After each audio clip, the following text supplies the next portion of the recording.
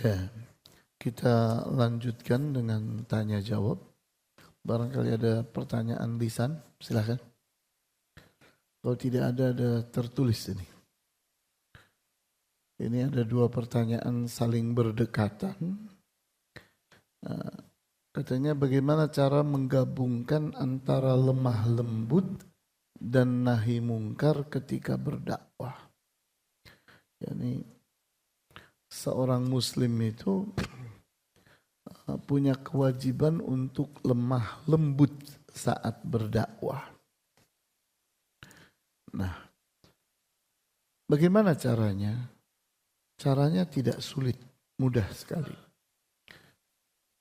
Kita lihat Rasulullah SAW diajari oleh Allah Subhanahu wa Ta'ala. Fabima rahmatin minallahi lintalahum. Maka dengan rahmat dari Allah kepadamu wahai Muhammad, engkau mampu berlemah lembut kepada mereka.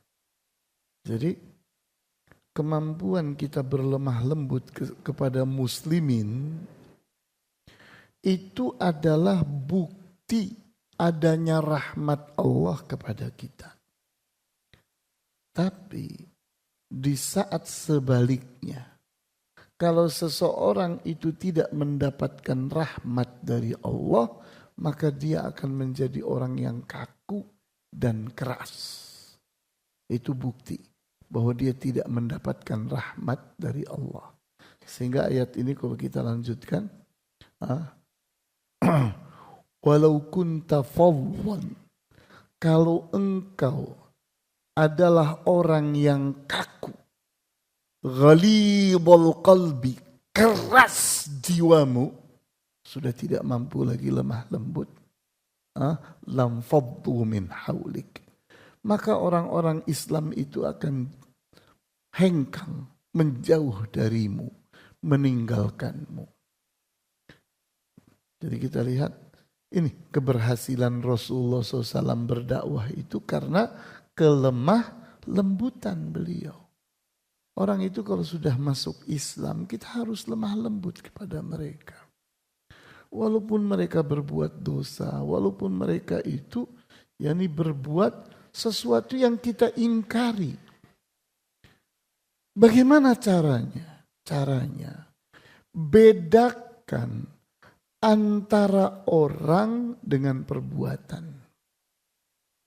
Bedakan antara orang dengan perbuatan. Nah, ini kotak apa? Tisu. Ini tisu. Jadi kotak tisu sama tisu beda atau sama? Beda. Ini pot. Ini bunganya. Beda atau sama antara pot dengan isinya? Beda. Manusia, ini casingnya namanya manusia. Sedangkan yang dilakukannya, perbuatannya, itu sesuatu yang lain. Nah, kalau kita mau menjadi orang yang penuh dengan hikmah, orang yang bijak, penuh kasih sayang, harus mampu membedakan antara orang dengan perbuatan. Bolehkah kita membenci seorang muslim? Boleh? Tidak boleh.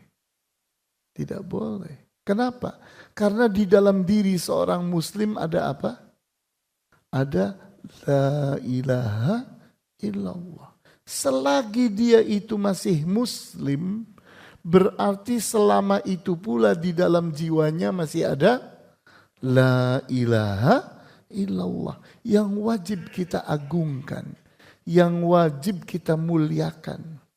Sehingga seorang muslim itu harus dijaga apanya? Dijaga apanya? Darahnya. Kemudian hartanya. Kemudian kehormatannya. Harus dijaga. Jangan kamu permalukan dia di hadapan orang, haram. Dia seorang muslim. Tapi dia berbuat jelek, dia berbuat mungkar. Perbuatannya kamu perbaiki. Orangnya kamu hormati. Orangnya kamu hormati.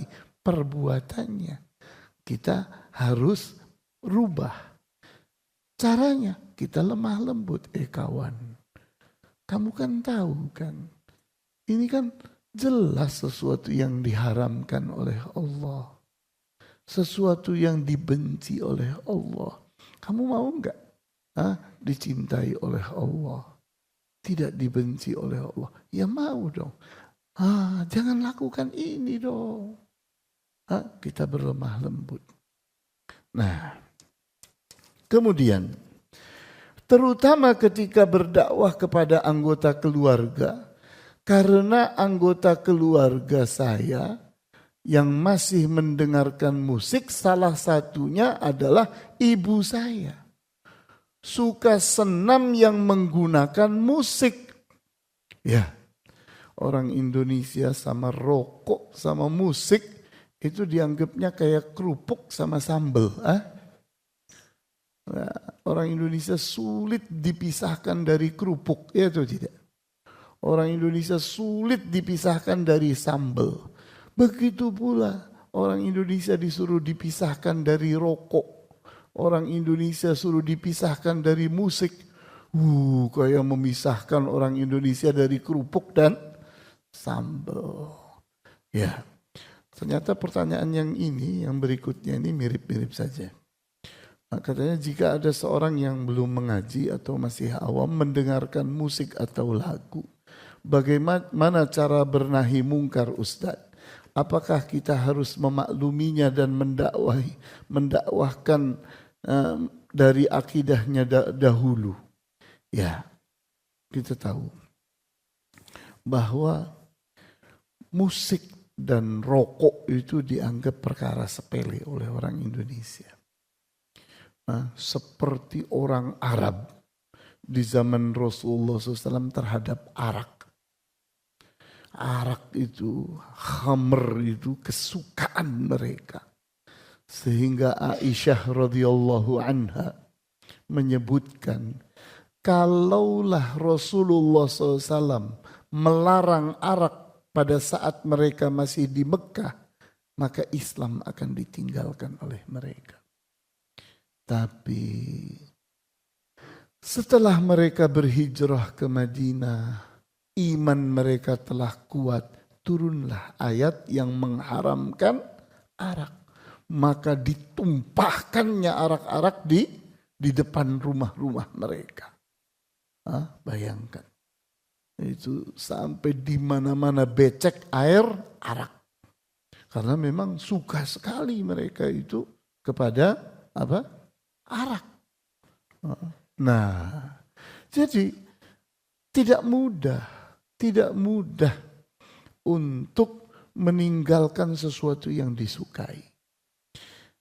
Orang yang bisa meninggalkan haram yang disukai itu menunjukkan orang yang imannya kuat.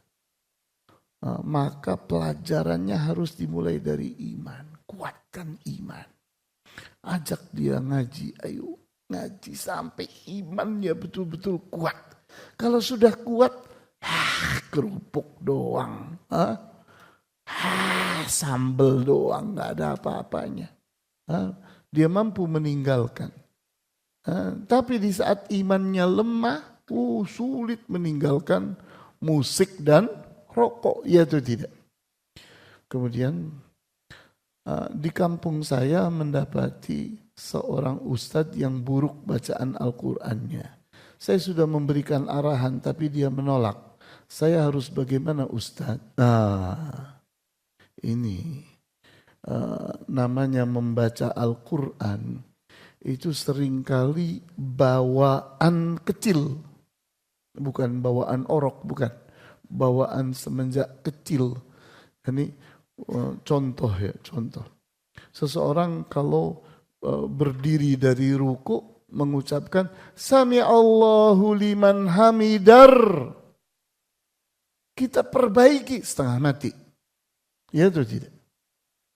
Kenapa? Ya ini bawaan sejak kecil. Apalagi orang yang sudah dari kecilnya ngomong yakni alhamdulillahi rabbil ngalamin. Ya itu sudah bawaan apa sejak kecilnya di kalau menyebut ain itu ngain, ya kan? Itu memang sulit dirubah. Nah, terus gimana caranya? Ya kita sudah berusaha merubah, tidak bisa berubah. Pilihannya adalah memaklumi sambil menyiapkan penggantinya.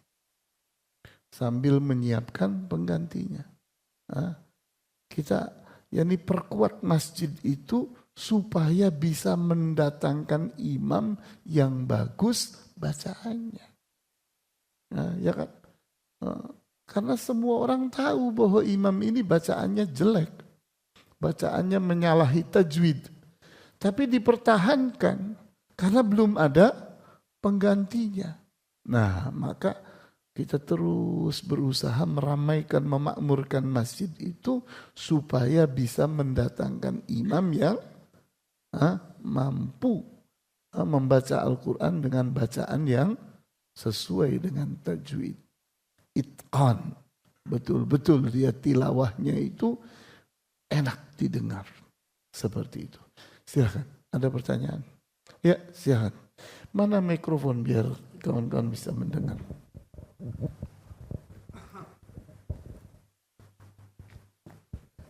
Yang di pojok sana.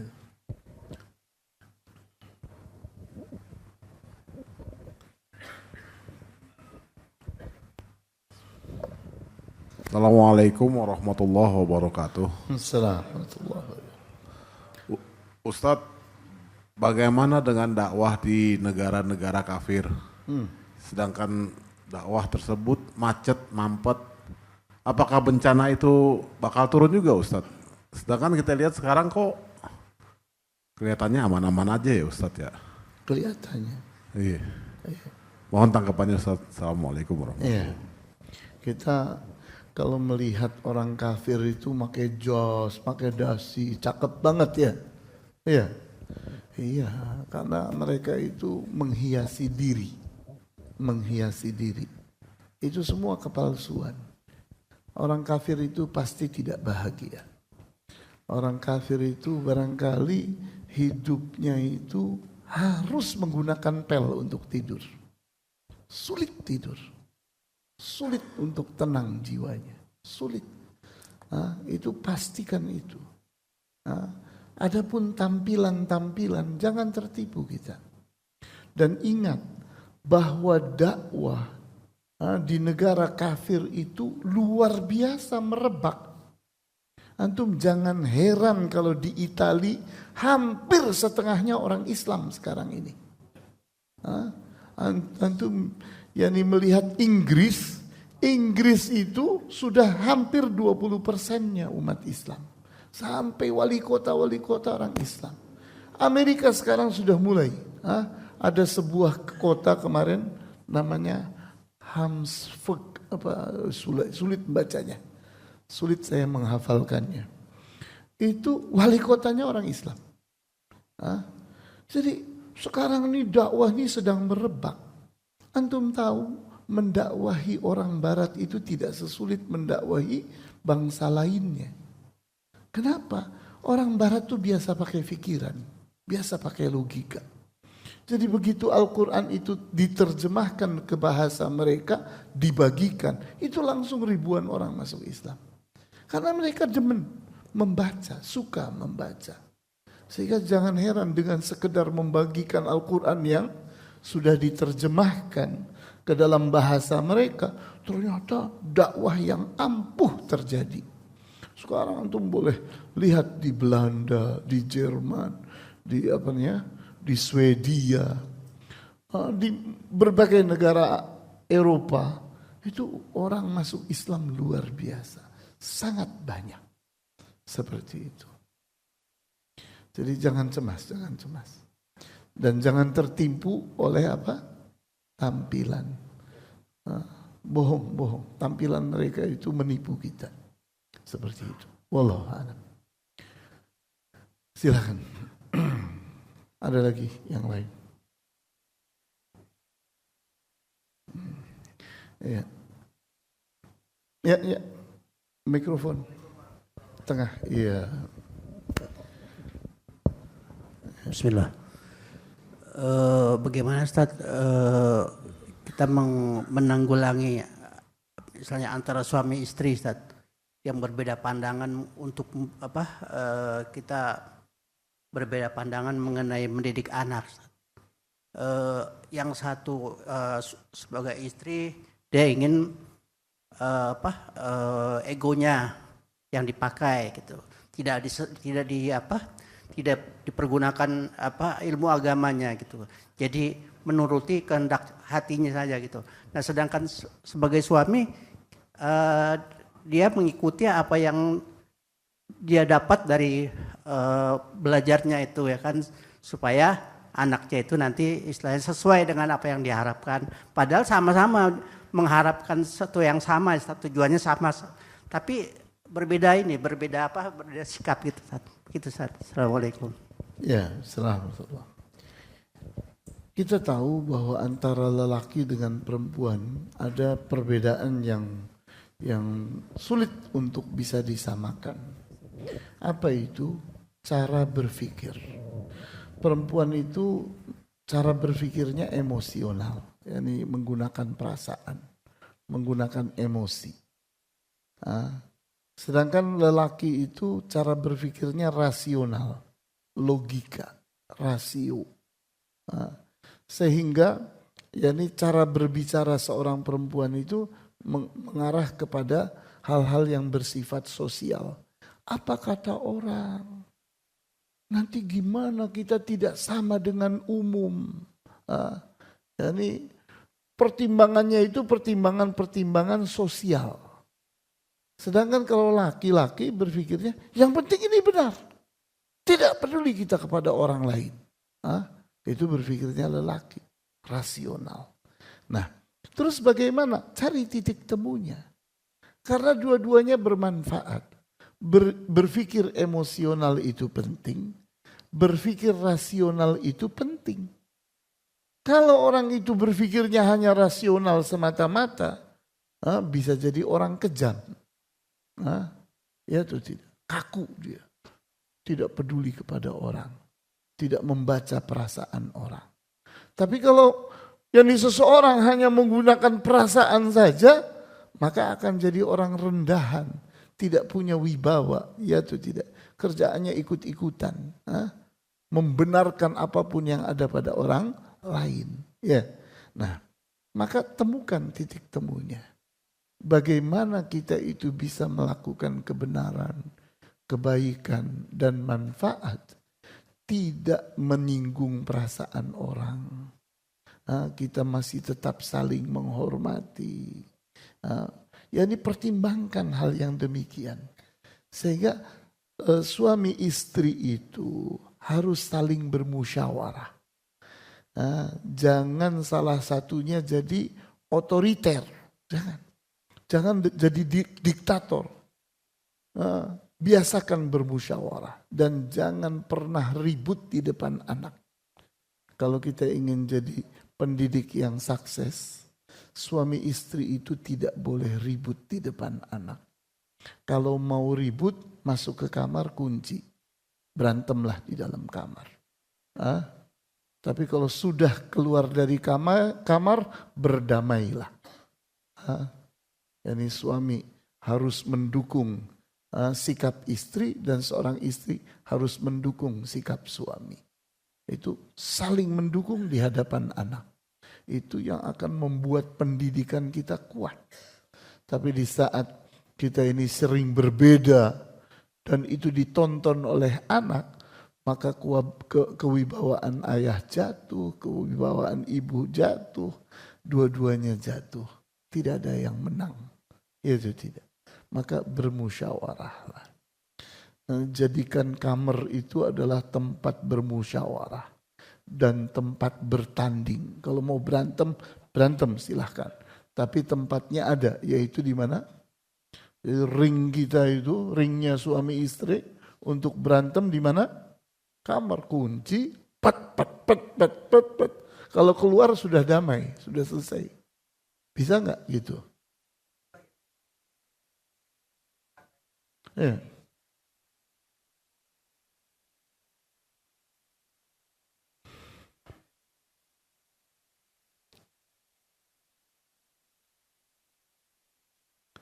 umumnya di dunia pendidikan itu bukan kemungkaran, Pak. Umumnya di dunia pendidikan itu yang terjadi pendapat, Pak. Nah, jadi jangan buru-buru kita menganggap pendapat kita itu ma'ruf, sedangkan pendapatnya istri kita itu mungkar. Jangan, belum tentu begitu. Nanti kalau kita ditanyai mana ayatnya, mana hadisnya, gelagapan kita. Karena ternyata ini bukan masalah ma'ruf dan mungkar. Ini masalah saya berpendapat menurut rasio saya. Dia berpendapat dengan emosi dia. Itu yang sedang terjadi, umumnya begitu. Iya Pak. Ya, maka rajin-rajinlah berantem, tapi di mana? Di kamar. Iya, silakan ada lagi yang lain atau cukup? Nampaknya cukup. Masih, silakan.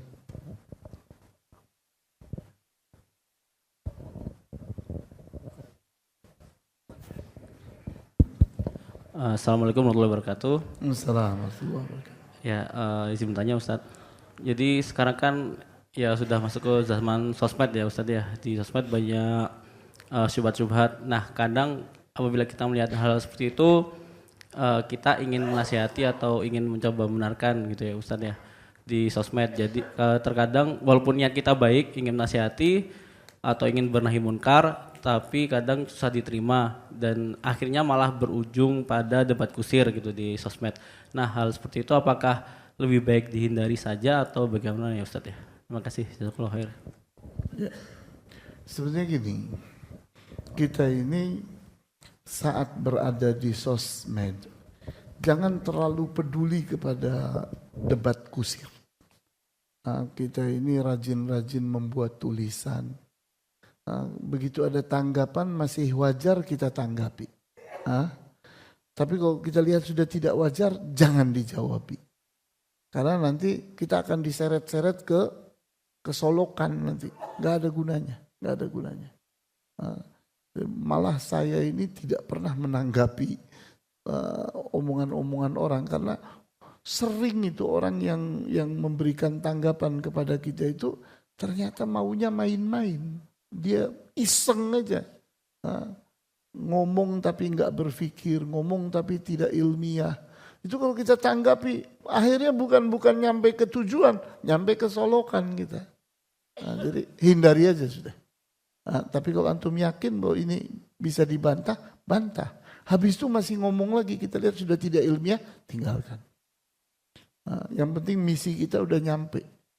Yang penting misi kita sudah nyampe. Seperti itu. Cukup ya? Nampaknya cukup insyaAllah. Kita tutup. Wallahu ta'ala a'lamu bis-shawab. Walhamdulillahi rabbil alamin. Wa sallallahu ala ashrafil anbiya'i wal mursalin. Wa ala alihi wa ashabihi ajma'in. Subhanakallahumma wa bihamdika. Asyhadu an la ilaha illa anta. Astaghfiruka wa atubu ilaik. Wassalamualaikum warahmatullahi wabarakatuh.